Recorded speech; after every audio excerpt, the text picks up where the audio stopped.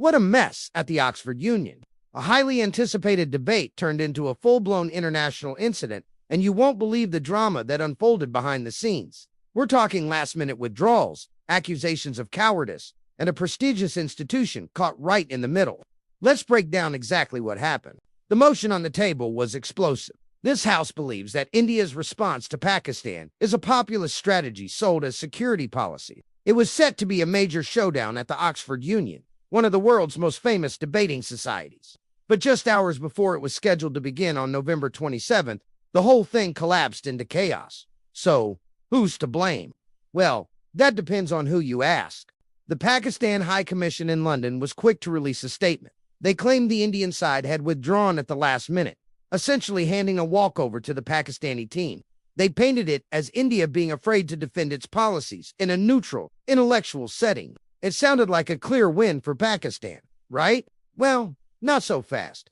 Indian lawyer J Sai Deepak, who is supposed to be one of the main speakers for India, came out with a completely different story on social media platform X, and his version is filled with twists and turns. According to Deepak, the entire event was on shaky ground from the start. He pointed out that key figures at the Oxford Union itself had strong Pakistani connections.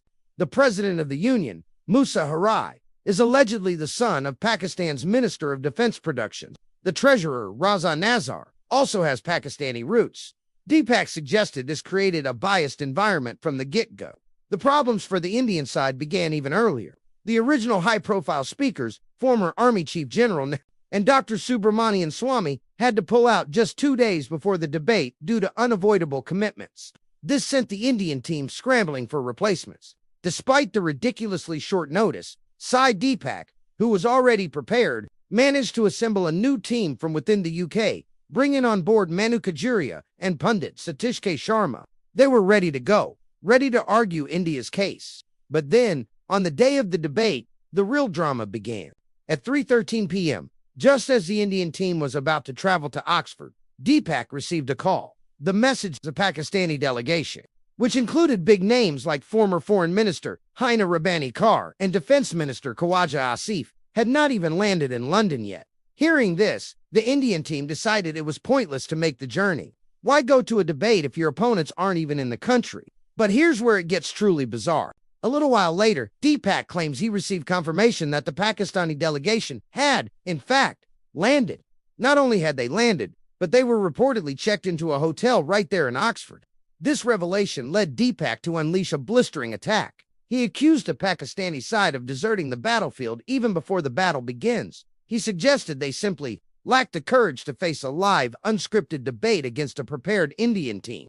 Deepak didn't stop there. He also called out the Oxford Union's leadership, accusing them of allowing the prestigious institution to be dragged in muck and used as a mouthpiece for the Pakistan High Commission's narrative. He was essentially saying the Union was complicit in this charade. The story quickly gained traction online. Indian politician Priyanka Chaturvedi also weighed in, mocking the Pakistani side. She tweeted, "Pakistan is crying again over an Oxford Union debate. This is for the record. Once again, they have proved to be liars. Expecting any better from them was not even on my list." Her post amplified the Indian perspective that Pakistan had deliberately sabotaged the event to avoid a difficult conversation. So, let's recap the two conflicting stories. Pakistan's official version: India got cold feet and backed out, giving Pakistan an easy victory.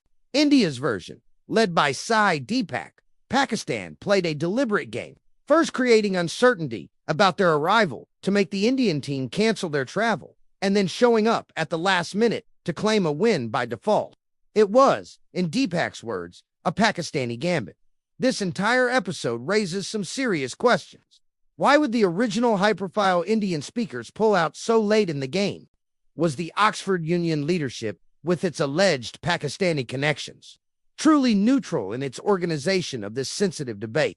And what really happened with the Pakistani delegation's travel plans? Were they genuinely delayed, or was it a strategic move to disrupt the event? The Pakistan High Commission's statement conveniently left out the part about their own delegation's travel uncertainties. They focused solely on the initial lineup of Indian speakers, which included General Naravane and Dr. Swamy, noting their withdrawal. They framed it as the entire Indian delegation pulling out, ignoring the fact that a replacement team was ready and willing to debate. This incident highlights the intense political and public relations battle that often surrounds India-Pakistan dialogues, even in academic settings. The Oxford Union, a place that prides itself on free speech and rigorous debate, became the stage for a farce. Instead of an intellectual exchange of ideas, we got a public slinging match, fought through press releases and social media posts. It seems the debate that never was has sparked an even bigger debate online. One side claims victory by walkover. The other claims their opponents fled the intellectual battlefield.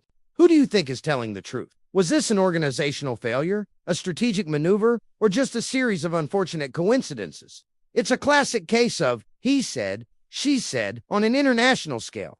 The fallout from this continues, with reputations on the line.